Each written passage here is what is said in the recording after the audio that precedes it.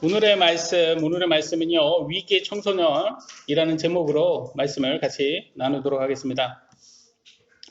우리가 전도서, 성경 말씀 중 전도서를 이렇게 자주 보시죠.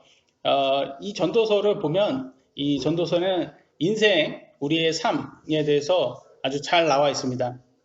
솔로몬이 저자고요. 솔로몬이 이 책에서 무엇을 얘기하고 있냐면 인간이 주님 없이 이 땅에 살면 해 아래에서 행하는 모든 수고가 헛되다는 것입니다. 그래서 우리가 이 땅에 왜 왔나, 이 땅에서 왜 태어났나 라고 생각했을 때 주님을 아는 거라는 거죠. 주님을 아는 거. 가장 중요한 것은 이 땅에 우리가 태어난 이유는 우리를 창조하신 우리 주인을 깨닫는 것이 가장 중요하고 그분의 말씀대로 사는 것이 가장 중요하다는 것을 말해주는 것입니다. 주님 없이 사는 것은 헛되다. 이 헛되다라는 단어를 무려 30번 이상이나 전도서에는 쓰고 있어요. 그래서 꼭 읽다 보면 우리가 자칫 잘못하면 인생 사는 게 이게 헛되구나 이렇게 느껴질 수가 있을 정도로 좀 되게 인생을 부정적으로 썼네 이렇게 생각할 수 있습니다. 그러나 그게 아니라 주님 없이 살면 그렇다는 거예요. 주님을 믿지 않고 살면 그렇다는 겁니다. 그래서 우리가 주님을 아는 것이 굉장히 중요하다. 왜? 인간이 주님의 말씀 없이 살면 우리는 짐승과 같이, 동물과 같이 된다는 거예요. 짐승이 어떻게 살아요? 본능대로 살잖아요. 본능대로 자신의 정욕을 추구하면서 산단 말이에요. 인간이 그럴 수도 있다는 거예요. 인간이 짐승처럼 그렇게 살 수 있다는 거예요. 그래서 솔로몬이 하나님의 말씀으로 깨달아야지 영이 깨닫는 그리고 하나님이 원하는 그런 삶을 살 수 있어야지 이 헛되고 공허한 삶을 피할 수 있다는 것을 알려주고 있는 것입니다. 솔로몬의 삶을 자세히 살펴보면 모두가 부러워할 그런 삶을 살았어요. 왜냐하면 당대의 가장 부자였잖아요. 솔로몬이. 그래서 자기가 하고 싶은 거, 자기가 원하는 것은 다 했던 사람입니다. 게다가 그 사람은 천재 중에 천재였어요. 그러니까 얼마나 뭘 해도 다 잘했던 거죠. 심지어 그냥 우리가 생각하면 나이 많이 먹으면 우리 뭐 하고 싶어요? 보통 가면 지방 같은데 더 산속 같은데 가서 특히 남자들은 이렇게 텃밭 가꾸면서 이렇게 소소하게 사는 게 좀 남자들 좀 원하는 게 그런 겁니다. 그런 것을 원하되 우리 자매님들은 그런 걸 원하지 않죠. 왜 고생되니까. 우리는 좀 약간 남자들은 그런 게 있어요. 그런 소망이.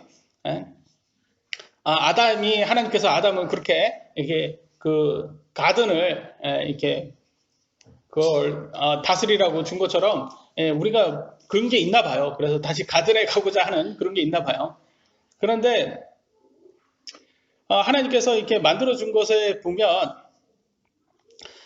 그런 것들을 원하는 것 같아요. 그래서 솔로몬이 뭘 했던 만들던지 하여튼 최고로 만들었어요. 우리가 생각하는 가든이 아니라 최고의 품질의 것들을 재배하고 그 건축물 하면 우리 또 만드는 거 좋아하잖아요. 남자들 만드는 거. 건축물 하면 또 최고의 건물을 또 지었단 말이에요. 그러니까 우리는 그냥 취미 생활의 정도인데 이 사람은 그게 아니었다는 거죠. 최고의 것을 했으니까. 또 다른 것을 좋아하는 건 또 뭐가 좋아할까요? 남자는 또 여자를 좋아합니다. 여자를. 그냥 여자를 좋아하는 정도가 좀 심해요. 그죠? 이 사람은. 아내가 몇 명이었죠? 무려 1000명이었어요. 그러니까 1000명이니까 얼굴 한 번만 봐도 3년이 걸려요. 한 명씩. 돌아가면 얼굴만 봐도 3년이 걸리면 이게 무슨 이름도 못 외울 것 같아요. 자기 아내 이름도 못 외울 것 같아요. 네가 내 아내였나? 그렇지 않을까요? 안녕? 처음 봐. 아니, 당신의 아내입니다. 그럼 그랬어? 몰랐네. 난 처음 보는 것 같은데. 3년 뒤에 다시 보자. 참 신기하죠. 우리는 말도 안 되는 것 같은데도 이런 것을 행할 정도로 대단한 사람이었다는 거죠. 그런데 이 사람이 그런 걸 다 즐겨봤는데 할 때만 좋다는 거예요. 할 때만. 그거 할 때는 참 좋았다. 육신적인 거, 쾌락을 따를 때 그거 할 때는 참 좋았다. 근데 시간이 지나서 하고 나서 보니까 그것도 공허하다. 헛되다. 시간이 지나니까 그게 별게 아니구나라는 생각이 들었다는 겁니다. 왜냐면 그것들은 영원하지 않잖아요. 여러분 어떠세요? 여러분이 좋아하는 거 한번 해보세요. 취미생활 한번 해보세요. 여러분이 정말 사고 싶은 거 돈 열심히 모아서 한번 사보세요. 잠깐 좋습니다. 잠깐 좋아요. 그죠? 나이가 먹으면 먹을수록 더 좋은 것 같아요. 형이 최고 좋은 새로 이렇게 전화기가 이렇게 접히는 전화기 그런 거 보면 얼마나 갖고 싶어요. 그럼 한번 사봐요. 그러면 1년도 안 가요, 그거. 그럼 또 새로운 게 또 나오잖아요. 그것도 갖고 싶어요. 그러니까 오래 가지 않는다라는 거예요. 우리가 좋아하는 것들이. 그래서 그것을 솔로몬이 전도서를 통해서 우리에게 알려주는 겁니다. 그래서 하나님께서 이 세상을 만드시고 그곳에서 사람을 만드셨어요. 근데 이 사람을 누구의 형상으로 만드셨습니까? 하나님의 형상으로 그래서 his image, 그분의 형상으로 만들었다고 했어요. 그러니까 사람은 짐승처럼 살면 안 되는 거예요. 사람은 하나님처럼 살아야 되는 거예요. 하나님처럼 살아야 되잖아요. 짐승은 정욕대로 살지만 사람은 하나님의 형상을 갖고 있기 때문에 먼저 주인을 알아봐야 되죠. 그래서 하나님을 두려워하고 그분의 명령들을 지킬 수 있는 사람이 되어야 된다고 전도서는 말하고 있습니다. 다시 한번 읽어볼까요? 전도서 12장 13절입니다. 시작.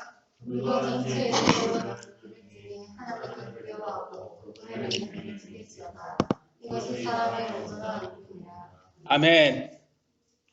전체 일을 한번 결론을 짓자 이럽니다. 이제 이 인생에 대해서 우리가 한번 결론을 지어보자라고 했을 때 인생에 제일 잘 사는 사람을 내가 결론을 지어보니까 하나님을 먼저 두려워해야 돼. 왜 하나님을 두려워해야지? 그분의 말씀을 지키니까. 하나님을 두려워해야 되고 그것이 또 지혜의 시작이기 때문에 또 그분의 명령들을 지키는 사람이 가장 지혜로운 사람이고 가장 인생을 잘 산 사람이다. 이것이 사람의 온전한 의무라고 하잖아요. 이게 이 세상이 사람이 태어난 이유라는 거예요. 이게 여러분 의무잖아요. 의무는 선택이 아니라는 거예요. 많은 사람들은 그냥 하나님 믿어도 되고 안 믿어도 되고 물론 이게 각자의 의지를 주셨기 때문에 그것도 사랑으로 각자가 정할 수 있게 하나님께서 우리를 너무 사랑해서 그런 것과 선택권까지 주셨어요. 그럼에도 불구하고 정말 인생을 잘 산 사람은 하나님을 두려워하고 그분의 말씀대로 살았던 사람이라는 것이죠. 만약에 그렇지 않고 자기 의지대로 자신의 정욕대로 살고 아니면 사탄이 원하는 대로 잘 살다가 죽었어요. 인생은 다 죽잖아요. 죽으면 어디로 가겠습니까? 그 사람이 하나님의 말씀대로 사탄과 함께 지옥으로 갈 수밖에 없는 운명이 된다는 거죠. 그런 운명으로 살 것인지 그런 헛된 삶을 살 것인지 아니면 하나님을 두려워하는 삶을 살 것인지 어떻게 보면 또 정해라라는 말도 될 것입니다. 그래서 전도서를 통해서 우리가 인생에 대해서 우리가 배울 수가 있습니다. 근데 왜 인생에 대해서 우리가 공부를 해야 되냐면 우리가 부모이기 때문에 또 그래요. 왜 우리 자녀들도 인생을 살잖아요. 그럼 우리 자녀들은 어떤 인생을 사는 게 가장 중요하지? 우리가 또 잘 양육하면서 가르쳐 줘야 되고 또 훈육해 줘야 되기 때문에 우리는 하나님의 말씀을 깨닫고 우리 자녀들을 알려주는 그런 생각을 해야 됩니다. 그래서 오늘은 우리의 자녀들의 미래를 생각하면서 하나님 말씀을 봤을 때 어떻게 우리 자녀들이 성장하는 것이 가장 좋은 것인지 한번 하나님의 말씀을 통해서 한번 보도록 하겠습니다. 오늘의 제목은 위기청소년이라고 했잖아요. 위기청소년. 위기청소년이란 단어를 못 들어보셨죠? 그죠? 위기청소년은 OECD에서 정한 거라고 합니다. At-risk youth라고 해서 위기청소년이라고 정했는데 이게 뭐를 위해서 정했냐면 95년에 학생들 중에서 뭐 학업을 중단하거나 부모가 없거나 부모의 도움을 못 받는 그래서 돌봐주지 않는 아이들이 위험한 곳으로 간다. 그러니까 우리 보면 비행청소년 쪽으로 간다라고 말을 하는 겁니다. 그래서 제가 읽어드리겠습니다. OECD 1995년에 OECD에서는 학교에서 실패하고 성공적으로 직업이나 독립적인 성인의 삶을 이어나가지 못하면서 사회에 긍정적인 기여를 하지 못할 것으로 보이는 청소년을 위기 청소년으로 규정 짓고 있다. 위기 청소년은 다음에 세 가지 범주로 나눌 수 있다. 첫째, 가출 청소년, 소년, 소녀, 가장, 빈곤 계층의 청소년, 요보호 청소년과 같이 보호자가 없거나 보호자의 실질적인 보호를 받지 못하는 청소년. 둘째, 학업을 중단한 청소년. 셋째, 교육적 선도 대상 중 비행 예방에 필요성이 있는 청소년들로서 학교 폭력, 피해 및 가해 청소년, 집단 따돌림, 피해 및 가해 청소년, 비행 청소년, 범죄, 가해 및 피해 청소년, 우울 및 자살 위험이 있는 청소년으로 구분된다라고 나와 있어요. 근데 사실 위기 청소년 이게 왜 만들어졌는지 아세요? 정말 실제는 이렇게 말하지만 뭐 때문에 만들어졌냐면 젊은 아이들이 에이즈가 많이 걸리는 거예요. 근데 이 에이즈가 왜 이렇게 아이들이 많이 걸리냐? 자세히 봤더니 이런 애들이 에이즈에 걸리는 거라는 거죠. 그러니까 이런 애들을 이 위기 청소년 아이들을 이렇게 없애줘야지 이런 아이들로 성장하지 않도록 도와줘야지 에이즈가 줄구나라는 것을 안 거예요, 그들이. 그래서 결론적으로 이렇게 말하면 정확히 말하면 에이즈 없애려고 우리 청소년 에이즈 있는 청소년 없애려고 만든 거죠. 왜 그런 에이즈에 걸리는 그런 청소년이 나올까요? 위기 청소년의 환경으로 큰 거죠. 그러니까 잘못된 성관계로 에이즈에 걸리는 경우가 점점점 많아지는 거예요. 청소년은 어른보다도 더 절제력이 없잖아요.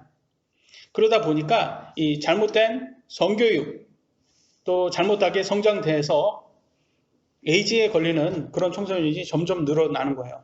특히 오늘 같은 날은 핸드폰 앱으로 통해서 즉석 만남이 일어나는 날 어떻게 됩니까? 지금 서울은요, 애들이요, 뭐 위기 청소년 아이들이죠, 가출 청소년. 얘네들 집 나와서 하는 게 돈을 벌어야 되잖아요.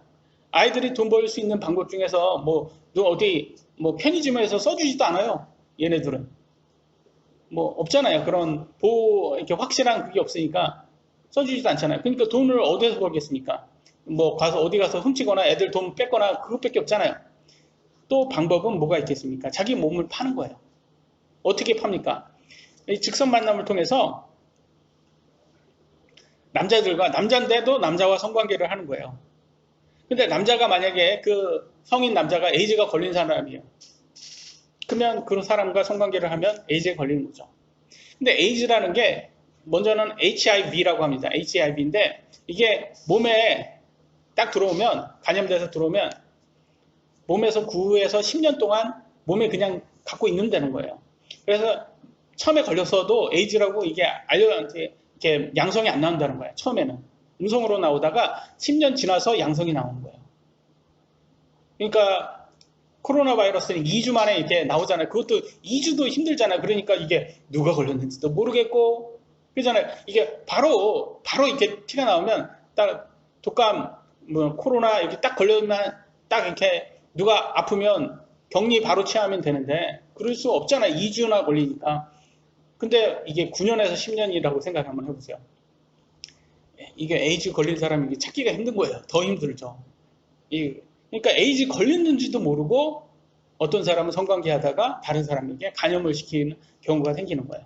또 심지어는 어떤 사람은 이 20년 청소년 때 그런 사람들하고 성관계 해가지고 에이즈에 걸렸어요. 근데 자기가 에이즈 걸렸는지 몰랐다가 9년, 10년 뒤에 20대가 되니까 에이즈에 걸린 걸 아는 거예요.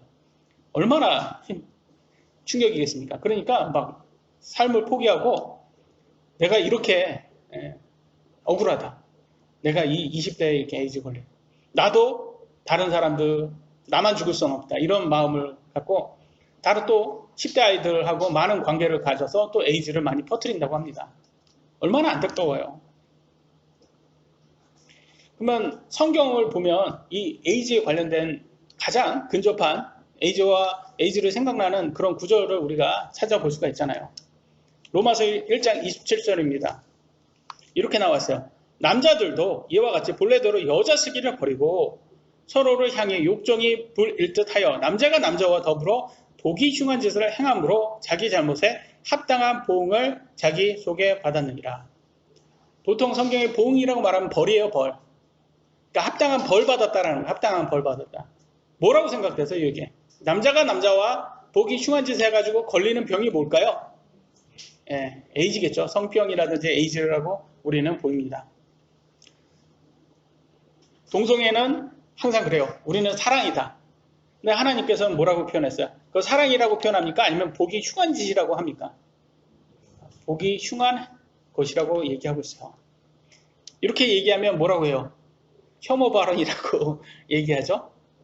우리가 이렇게 하면 이거는 성경대로 말한 것뿐이에요. 표현의 자유예요. 그렇다고 우리가 가가지고 뭐 동성애자 앞에서 너는 휴관짓 하는 아주 나쁜 놈이야 그러면서 뭐 이렇게 뭐 죽입니까? 핍박합니까? 아니잖아요. 그건 잘못됐다라고 말해주는 것뿐이지 우리가 핍박 안 합니다. 그들을 핍박하지도 않고 차별하지도 않아요. 또 그런데 오히려 좌파들은 동성애를 또 이런 식으로 죄라고 말하면 혐오 발언이라고 해서 법으로 규정해서 벌금으로 우리의 말까지 이 종교에 관련된 종교의 자유까지 표현의 자유까지 다 지금 억압하려고 있어요. 그러니까 지금 심지어 억압하려고 하니까 우리가 너무 힘들다 이렇게 얘기하는 거예요. 지금 이 시대가. 그들도 예수님을 욕하잖아요. 맨날 하는 게 예수님 욕하잖아요. 예수님 욕하는데 우리가 그들을 벌금 받습니까? 예수님 욕한다고? 우리 욕하잖아요. 그럼 벌금 받아요? 아니면 안 받잖아요. 그러니까 표현의 자유라는 것은 그들도 하고자 하는 말 하고 우리도 하고자 하는 말 하는 거예요. 그런데 만약에 거기에서 벌금형이 들어갔잖아요. 그러면 표현의 자유가 무너지고요. 종교의 자유도 무너지게 됩니다. 기독교는 하나님께서 주신 천부인권, 천부자유를 중요시하기 때문에 기독교가 아닌 다른 믿음을 가진 사람들도 그들의 믿음을 철저히 보장해 줍니다. 우리들은.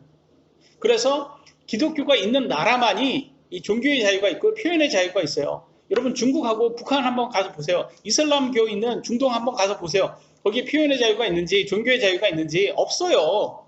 기독교만 있다니까요.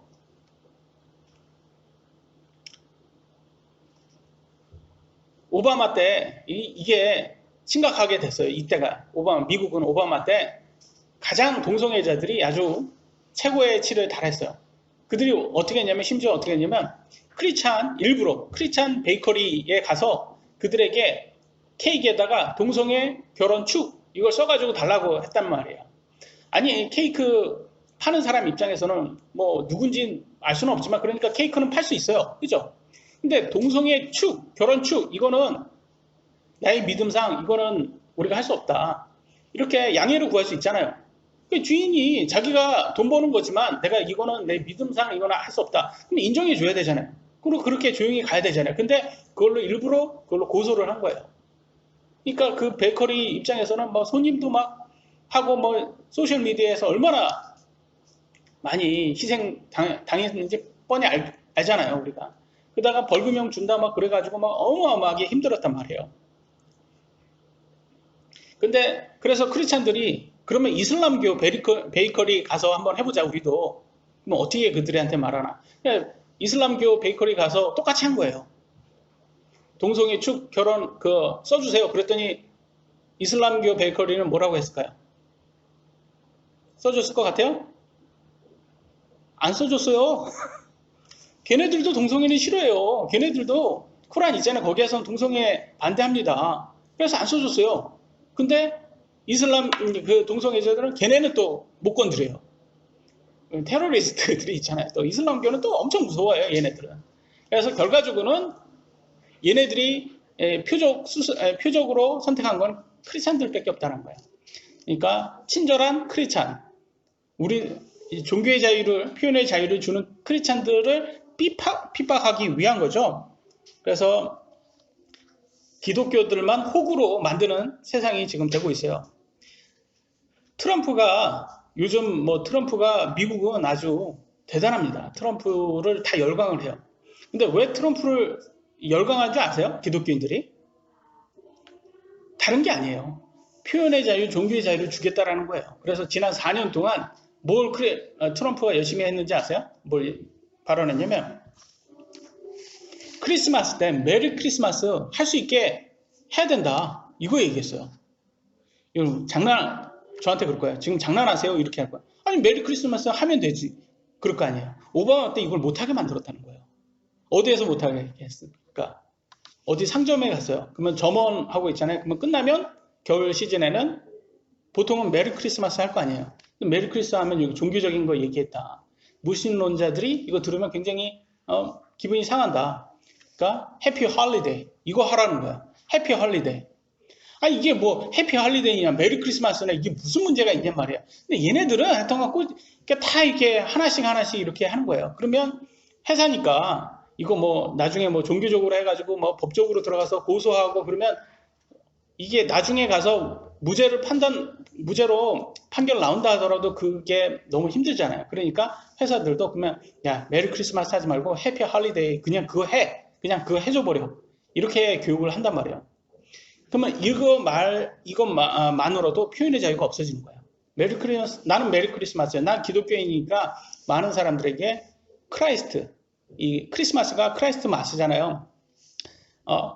이 그리스도에 대해서 나는 이걸로 말씀을 하고 싶어 라고 해서 메리 크리스마스 이렇게 할 수 있는 거 아니에요? 그리고 크리스마스가 예수님의 태어난 날을 기념하는 날 아닙니까? 그런데도 이게 이 말을 못하게 만드는 거예요.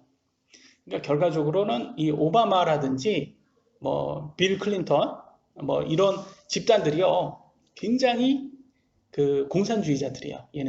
얘네들이 예전 대학교 때 공부했던 그 서적들을 보면 그리고 그들이 이렇게 존경한다는 스승 보면 다 아주 극좌파하고 아주 극단적인 공산주의자들이에요.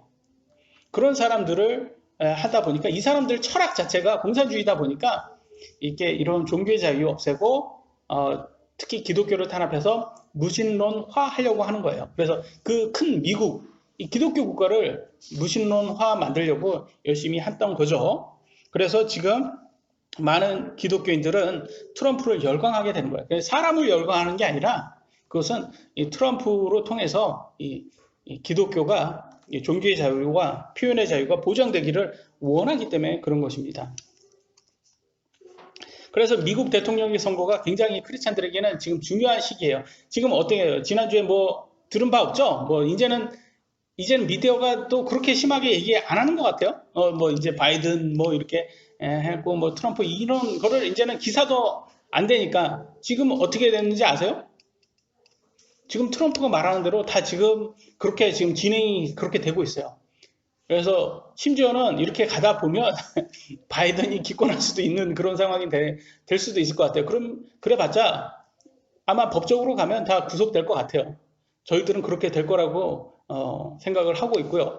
그래서 이상 없이 트럼프가 재선이 될 것 같다라는 생각이 돼요. 왜냐하면 법적으로 미국은 아직까지는 지금 우리나라 대법관처럼 그렇게 완전히 좌파가 잡지 않았기 때문에 아직까지는 하나님께서 이 은혜로 지켜줄 거라고 생각됩니다.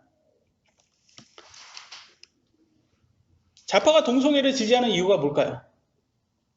간단할 겁니다. 기독교를 핍박해야지.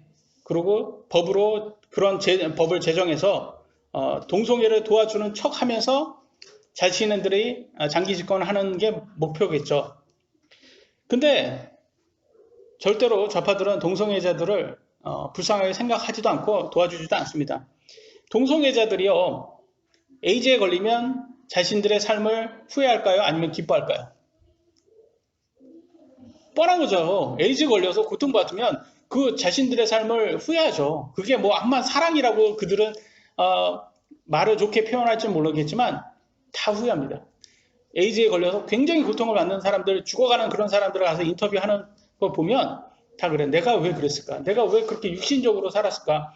나는 돌아가면 난 그런 삶을 살지 않아. 다 후회합니다.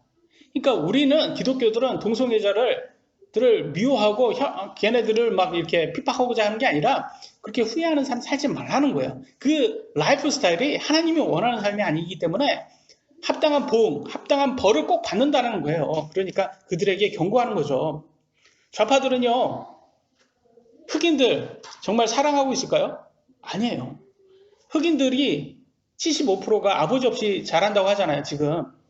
그러면 얘네들은 부모님 없이 자라고 아니면 싱글맘에 의해서 거의 자라거나 거의 소외돼서 자랄 거예요. 그죠? 부모의 간섭도 받지 않고. 그러니까 당연히 위기 청소년으로 갈 수밖에 없는 그런 상황인 거예요.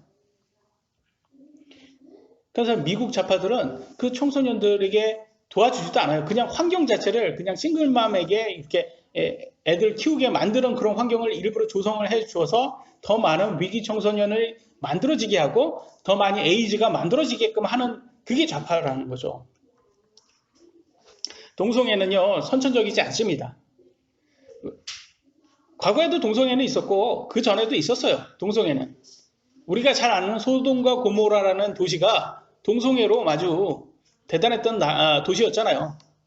그래서 어디든지 있었어요. 그러나 그것을 선전하거나 그게 좋다고 이렇게 하는 그런 세상은 없었단 말이에요. 근데 지금이 그런 세상이에요. 지금 여러분 게이라는 말이 무슨 뜻인 줄 아세요? 예, 즐겁다. 해피앤 게이예요. 해피앤 게이. 그래서 옛날 미국은 해피앤 게이, 행복하고 즐겁다 뭐 이런 식으로 써였단 말이에요. 게이가. 그러니까 그런 좋은 게이라는 말을 걔네들이 자신의 삶이 즐겁다라고 하려고 그 단어를 갖고 왔고 게이를 쓰고 걔네들의 표시가 뭐예요? 무지개잖아요. 무지개. 하나님께서 더 이상 물로 심판을 하지 않겠다라는 증표로 주신 이 무지개로 우리가 이제 심판받지 않는다라는 것처럼 이렇게 했지만 소돔과 고모라를 보세요. 분명히 심판받습니다.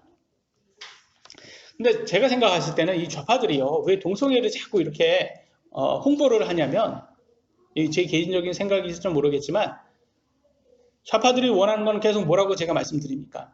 세계 인구수를 줄이는 게 목표라고 했잖아요. 만약에 동성애 부부들이 더 많아져요. 그럼 애를 낳을 수 있습니까? 없습니까? 애를 못 낳아요. 그러면 인구수가 늘까요? 줄까요? 당연히 줄죠. 대안이 된단 말이에요. 그들은 어떻게든 인구수를 줄이는 게 목표이기 때문에 그것도 하나의 그들에게는 대안이 되는 거예요. 그래서 그렇게 세계의 1%의 부자들은요. 이렇게 전 세계 인구수를 5억 명으로 지금 줄이려고 열심히 노력을 하잖아요. 그래서 중산층을 다 빈곤층으로 지금 만들려고 열심히 해서 바로 북한이 그렇잖아요. 1%가 99%를 지배하는 세상이잖아요. 그런 세상으로 지금 만들려고 하고 있는 것입니다. 그래서 우리는 참 하나님의 말씀을 통해서 진리를 깨달아야 됩니다. 첫 번째 우리가 볼 거는 재난의 날들의 위기입니다. 전도서 12장 1절입니다. 같이 한번 읽어보겠습니다. 시작!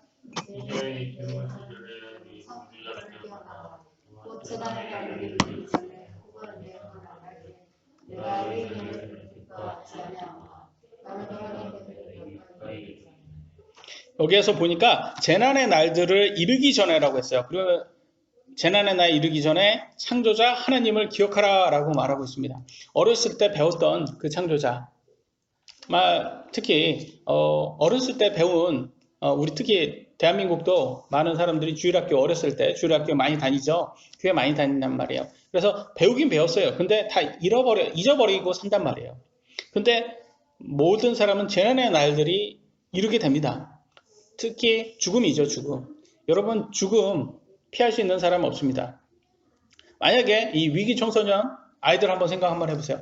얘네들이 10대에 참 잘못된 생각으로 불우한 가정에서 태어나서 그렇게 마음 못 잡고 그렇게 자라다가 가출하고 그래서 뭐 잘못되게 다른 애들도 다 직성 만남을 통해서 그렇게 하니까 자기들도 그렇게 하다가 에이즈에 걸린 거예요. 20살 때. 근데 그 20살 때 이제 에이즈의 양성 판정을 딱 받았을 때 그들에게는 재난의 날이 그때가 되지 않을까요?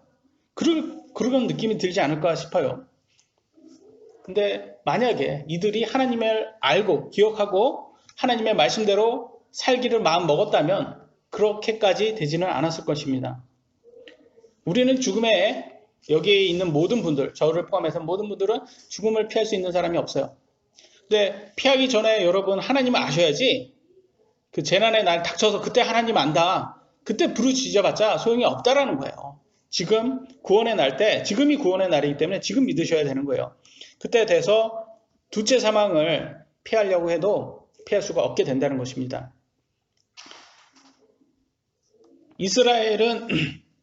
여러분, 이스라엘은 이렇게 말합니다. 세대가 세대를 지날수록 어떻게 믿음이 여러분 더 진화를 할 것 같으세요? 아니면 믿음이 더 쇠퇴를 할 것 같으세요?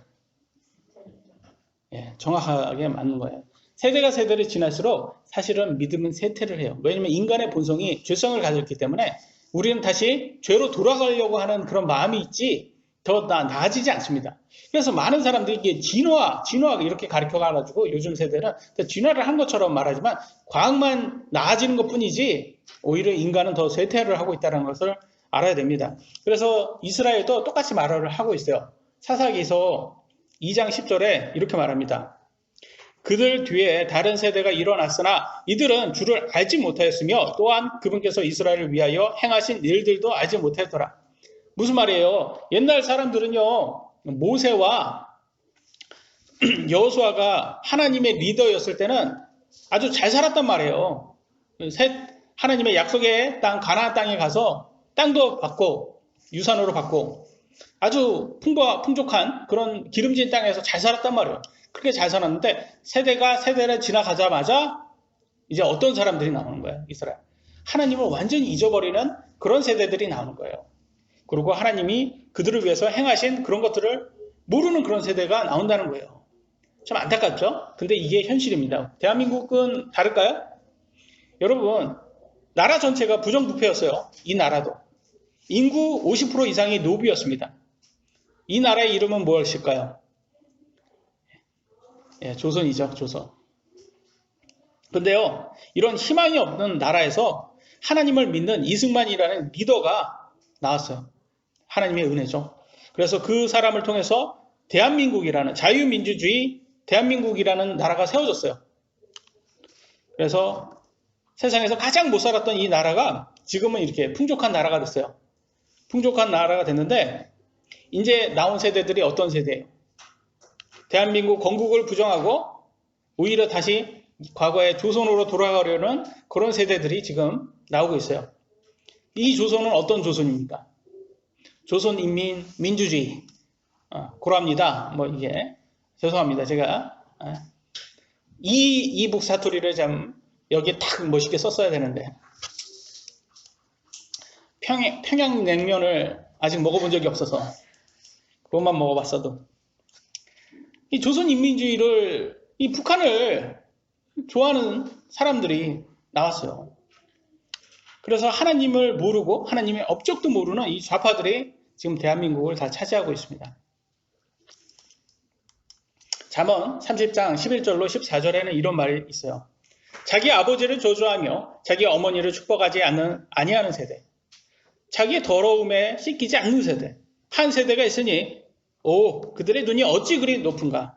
아주 거만한 세대겠죠. 궁핍한 자를 삼켜 사람들 가운데서 없애는 세대. 이 가난한 사람을 더 가난하게 만든다는 거예요. 부모를 존경하지 않는 세대. 아니, 이 어른이 말하면 좀 들어야 되는데 지금은 어떻게 어른이 말하면 듣지 못하는 게 그게 어른이 뭐라고 하는 게 꼰대로 만들고 그 다음에 어른이 뭐라고 말하는데 그걸 안 듣는 아이한테 꾸짖으면 창의력 떨어진다고 말하고 그런 세대가 나왔어요. 말로만 깨끗하다고 말하는데 실제 알아보면 더러운 위선자들이에요. 조국, 윤미향 보면 뭐 뒷돈으로 40억 챙기고 뭐 이루 말할 수 없는 사람들이죠. 그리고 뭐 최근에도 뭐 무슨 더듬어 당에서 또 구의원인가 시의원에서 또 즉석 만남에서 몸캠으로 나오는 그런 것들도 있고 그럼 보면 얘네들이 성적으로 굉장히 아주 타락할 대로 타락한 걸 알 수 있어요. 눈이 높은 거만한 세대. 그래서 얘네들이 엄청 거만하잖아요. 그래가지고 뭐 하지 않으면 너 죽어 뭐 이런 식으로 뭐 원전 이렇게 하는데도 막 이렇게 너 이런 식으로 보고하지 않으면 뭐 죽어 뭐 이렇게 막말하는 사람들도 있더라고요. 보니까 뭐 자세히 말씀 못 드리지만 또 빈곤층을 도와주는 척하면서 중산층까지도 빈곤층으로 만드는 세대. 이런 세대들이 나온단 말이에요. 지금 제가 누구를 얘기하는 건지는 아시겠죠? 다 하나로 다 이런 세대들이 나죠. 얘네들이 주로 하는 장사가 뭔지 아세요? 환경오염입니다. 환경오염. 1985년부터 해서 지구온난화다. 세상 망할 것처럼 이들이 장사를 했어요. 그래서 막 신재생 에너지 하면서 그들이 다 주식을 미리 사는 거예요. 그래서 바이든이 당선되면 신재생 에너지가 많이 막 주가가 막 높아집니다. 왜 그래요? 걔네들이 다 사놨어요, 그거. 그래서 지네들이 사놔가지고 그걸 일부러 올리는 거예요, 걔네들이. 그래야지 돈이 되니까. 그래서 부자 되려고 하는 거예요. 그리고 탈원전 하잖아요, 탈원전. 근데 웃긴 건 탈원전 해가지고 이제 전기가 부족하잖아요. 전기가 부족하니까 그냥 화목난로처럼 나무 더 떼가지고 그래서 화력발전소 떼어서 이산화탄소를 더 증가시키는 아주 이상한 애들이에요. 그러니까 보니까 탈원전 작년 이산화탄소 배출 사상 최대. 웃기잖아요. 아니 탈원전을 하면 뭐 계획이 있어야지. 계획도 없으면서 그냥 탈원전하는 거예요. 그러니까 전기가 부족하니까 전기를 대체해야 되니까 뭔가를 떼어야 되는 거예요. 그러니까 탈원전했으니까 이제 그거는 떼울 수는 없으니까 원자력 발전소는 할 수 없으니까 여기 그래요. 탈원전 정책으로 이산화탄소와 미세먼지를 배출하지 않는 원전 발전량을 줄이다 보니 화석 연료인 석탄과 액화 천연가스 발전량이 늘었다. 이해되시죠? 원전은 이런 걸 배출을 안 한대잖아. 이산화탄소. 얼마나 환경적인 거예요. 얘네들이 말하는 환경적인 여기 있잖아요. 근데 이거는 그냥 셧다운하고 화력발전소를 더 떼어서 이산화탄소를 더 배출하는 아주 이상한 애들이에요. 그러니까 좌파가 왜 그럴까요? 왜 이렇게 말과 행동이 틀릴까요? 위선이 있을까요? 다 얘네들도 머리가 있는 애들이에요. 장사예요, 장사 이게. 그렇게 보셔야지. 예? 이 뒤에서 그러면 무슨 장사를 하려고 얘네들이 합니까? 사진 보여드릴게요. 무슨 장사를 해야지 얘네들이 돈이 많이 나올까? 원전이 없어져야지 이제 전기가 부족하잖아요. 대체를 해야 되잖아요. 신재생 에너지로 태양광. 근데 이렇게 했으면 이게 멋있다 이렇게 나와야 되는데 비가 한 번 오면 이렇게 돼요. 비가 오면 다 망가져요. 이게 튼튼하지 않잖아요. 생각 한번 해보세요, 여러분. 이게 안전합니까? 이게 원전보다 이게 그렇게 안전할까요? 근데 지금 이게 이 태양광이 이게 다 정말 오염 물질로 만들어진 거예요. 자, 정말 이게 땅속에 들어가면 정말 다 오염되는 그런 물질로 만들어진 건데 이렇게 들어가면 이게 정말 환경보험 됩니까? 근데 웃긴 거는 보면 산 다 깎아놨어요. 홍수가 나올까요? 안 나올까요? 이게 여러분 생각은 어떠세요? 이게 나무를 이렇게 깎아놓으면 저게 비가 많이 오면 저게 홍수가 더 나지 않을까? 저 밑에 있는 마을 같았으면 어땠을까요? 여러분이 거기 산다고 하면 어떨까요? 얘네들은 다 뭘로 하겠죠? 이게 다 돈이에요, 돈. 이게 다 중국산으로 해가지고 다 돈으로 해가지고 하는데 결과는 이렇게 된 거예요. 올해 이게 다 올해 비 많이 와서 여기 근처에요, 여기. 이게 4대강 사업 그렇게 했던 애들은 환경보호단체들이 그렇게 하는데 이런 거는 어떻게 환경보호단체 한마디도 안 합니까? 얘네들은. 아니 지금 요즘 어떻게 미세먼지 좀 없어졌어요? 여러분? 없어진 것 같아요? 여전히 똑같죠? 근데 환경보호단체 미디어 어떻게 비판을 하나도 안 해요? 옛날같이. 정말 얘네들이 여러분 환경보호단체나 언론이라는 애들이 정치적 중립인 것 같아요? 여러분 보시기에는? 아니라는 거예요. 다 정치적으로 연관이 돼 있어요, 얘네들. 정말 문제는요, 환경 문제가 아니에요. 정말 문제는 뭔지 아세요? 두 번째, 구원 이해의 위기입니다. 지금 구원을 못 받는, 지금 그게 문제예요, 지금 사람들이. 교회는 많은데요, 교회를 가도 구원을 안 가르쳐 줘요. 구원 얘기하잖아요? 뭐라고 하는지 아세요? 아니, 그거, 불신지옥, 그 이단 아닙니까? 불신지옥. 예수님 안 만나면 지옥 간다. 그거 이단이잖아요. 그거 얘기하고 있어요. 이제 교회가 그러니까 이제는 아예 구원 자체를 안 가르치는 거예요. 예수님을 안 가르쳐, 이제. 그리고 아이들은 교회를 다녀도 학교를 더 신뢰합니다. 한번 여러분 생각 한번 해보세요. 5일 동안 하루 내내 배운 학교하고 일주일에 한 번 교회 와가지고 1시간 공부한 성경 말씀하고 어떤 거를 아이들이 더 신뢰를 할까요? 무신론을 더 신뢰를 할 수밖에 없어요. 지금 책 자체가 다 좌편향돼 있어요. 여러분 교재 자체가 우리 당시에는 정교주 선생들이 뭐 이제 막 들어온 때라 그렇게 우리를 막 이렇게 세뇌시키지 못했는데 이제는 정교주 선생 문제가 아니에요. 교재 자체가 좌편향돼 있단 말이에요. 그러니까 무신론으로 갈 수밖에 없는 그런 시기가 됐어요.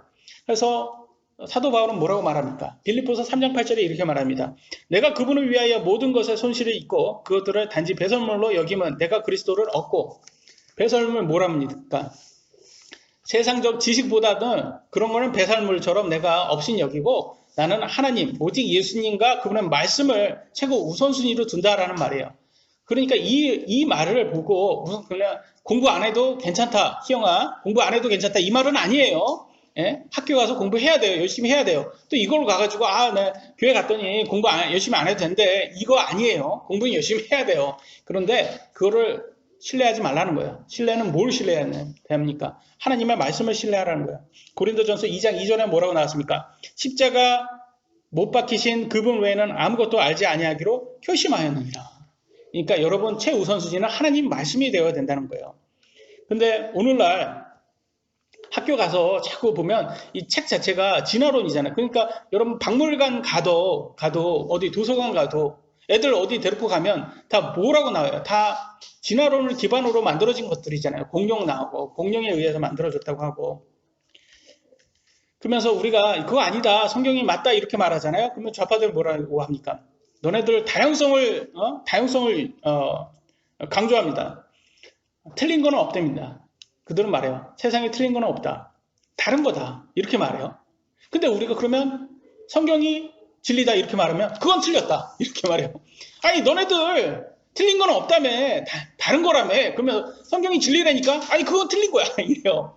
이해되세요? 얘네들이 굉장히 모순적인 애들이에요. 틀린 거는 없고 다른 거라며요. 그러면 다른 거라고 해서 그럼 너네 믿은 거 너네 믿어. 니네 막 우리는 성경 믿을게. 이러니까 아니야 성경은 틀렸어. 이러는 거예요.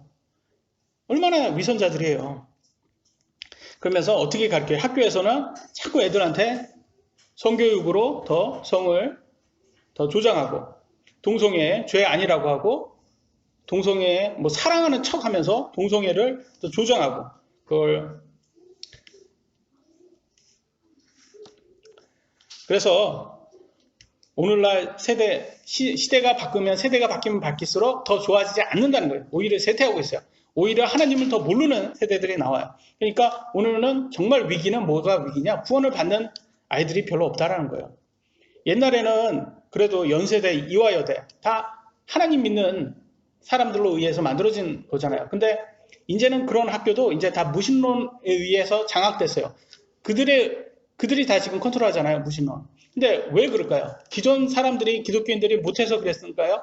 아니면 세대가 세대로 변하면서 새로운 세대들이 더 악해져서 그럴까요? 악해져서 그렇죠? 그러니까 지금 신학교인데도 교수가 무신론자들이에요. 신학교의 교수가 무신론자예요. 그럼 거기 가서 뭐 배우시겠어요? 예? 성경 배우시겠어요? 아니면 무신론 배우겠습니까? 무신론 배우는 거예요. 그러니까 미국의 아이비리그도 마찬가지고 다 보수적인 그런 신학교로 만들어졌는데 지금 다 무신론자들이 다 차지하고 있어요. 근데 저는 안타까운 게 한국은 정말 안타까운 게 사탄은 구원파 교리를 맞다고 지금 자꾸 이렇게 가르쳐서 너네 자녀들 어렸을 때 예수님 믿는다고 고백했으니까 이제는 안전해 라고 자꾸 이렇게 속이는 것 같아요. 구원파 교리처럼 그냥 예수님 믿는다고 하면 다 안전해. 정말 안전한 거 맞아요? 우리 아이들? 안전한 거 맞아요? 정말 구원받은 거 맞아요? 열매가 나와야 되잖아요. 아이들은 아직 모른다는 거죠. 성장해서 커서 열매가 나와야지 아는데 아까도 보잖아요. 어렸을 때 배운 거 잊어먹는 세대가 나온대잖아요. 그 말은 뭐냐? 아이들 커가지고 봐야 된다는 거예요. 그게 얘네들이 믿음이 나오는지 열매가 나오는지 봐야 된다는 거예요. 오늘날 한번 책들 한번 보세요. 만화책 한번 보세요. 다 진화론 관련돼 있고 박물관, 역사관, 도서관 다 진화론 관련돼 있고 이런 데 살면서 아이들에게 구원을 받을 수 있는 가능성이 더 많을까요? 아니면 무신론으로 되는 가능성이 더 많을까요? 그래서 지금 진짜 위기는 환경 위기 아니에요. 여러분 환경이에요. 뭐 글로벌 워밍 많이 들어보셨죠? 글로벌 워밍. 근데 왜 이렇게 겨울마다 이렇게 추워요? 글로벌 워밍인데 아니 매년마다 지금 이렇게 외친 얘네들이 장사를 한 지 30년이 넘었거든요. 글로벌 워밍. 근데 매년마다 이렇게 추운 거 보면 아직까지도 얘네들이 말하는 글로벌 워밍은 도대체 언제 오는지 모르겠어요. 얘네들 장사하는 거예요. 물론 환경은 지켜야 되죠. 근데 합당하게 지키냔 말이죠. 원전을 폐쇄하고, 이산화탄소 배출하지 않는 원전을 폐쇄하고, 오히려 지금 막 지네들이 장사하는 태양광으로 산을 다 무너뜨리고 있잖아요. 그리고 오늘날 교회를 한번 가보세요. 여러분들은 뭐 여기가 첫 번째 교회고 여기에서 복음을 들었기 때문에 많이 경험을 못 해봤겠지만 여러 교회를 가서 보시면 성경적인 것을 많이 얘기를 안 해요. 그냥 듣기 좋은 거 얘기해요. 듣기 좋은 거. 여러분 예수님 잘 믿으시고 하나님 잘 믿으시고 교회 나오시고 헌금 많이 하시고 그러시면 여러분 원하시는 거 다 이루어지고 여러분 소원하는 거 다 이루어지기를 기원합니다. 이거예요. 이런 것들을 다 이런 교회들이 더 많아지는 거예요. 그래서 하나님 말씀하는 거는 재미없다. 이렇게 되는 거예요. 디모데후서 4장 3절에 가보니까 이렇게 나왔어요. 같이 한번 읽어보겠습니다. 시작. 때가 이르리니 그들이 건전한 교리를 견디지 못하며 귀가 가려워 자기 욕심대로 자기 위에 선생들을 쌓아두고. 무슨 말이냐? 하나님 말씀은 듣기 싫다는 거예요. 귀가 가렵다는 거예요. 하나님 말씀 듣기 싫으니까 지금 재미있는 얘기, 내가 듣고 싶은 얘기, 내가 잘 되는 얘기, 내가 원하는 거 다 되는 얘기, 그거 얘기해줘. 그거 얘기해주는 목사들을 둔다는 거예요. 그런 교회들이 잘 된다는 거예요. 마지막입니다. 마지막 위기는요, 도덕적 위기예요. 오늘날 크리스천들이 세상적인 기준으로 살면 안 되잖아요. 우리보다 지난번에 말했잖아. take a high road. 조금 더 도덕적인 기준을 더 높여야 된다. 크리스천들은. 왜냐하면 우리가 소금의 역할을 하기 위해서는 세상이 이렇게 부패하고 타락될수록 우리가 조금 더 높은 기준으로 살아야지 그들에게 조금 더 빨리 부패하는 걸 막아준다. 이걸 말씀드렸잖아요. 근데 오늘날 보면 애들 보는 만화 영화, 여러분 스펀지밥 들어봤죠? 스펀지밥. 어른들 뭐 얘기하면 다 꼰대로 만들어요. 거기에 나는 만화를 제대로 안 봐서 모르겠는데, 그리고 또 뭐 있더라? 그 머리 이렇게 머리카락이 엄마가 머리카락이 이렇게 커. 심슨 가족 맞아요. 심슨 가족. 애가 그 속에 들어가고 막 그러는데 저는 그런 카트만 봤지 만화를 보지 못했는데 내용 보잖아요.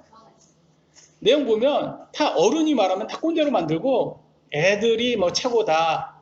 애들 입장에서는 재밌을 수 있어요. 그리고 막 말하면 진화론 얘기하고 이렇게 기독교라든지 목사에 관련된 거 나오면 다 꼰대로 만들고 보수 그러면 뭐 이제 진짜 퇴보한 그런 입장으로 보고 진보 그러면 정말 아주 스마트하고 영하고 좋은 것 같은 진보 좀 말 자체도 진보가 좋잖아요.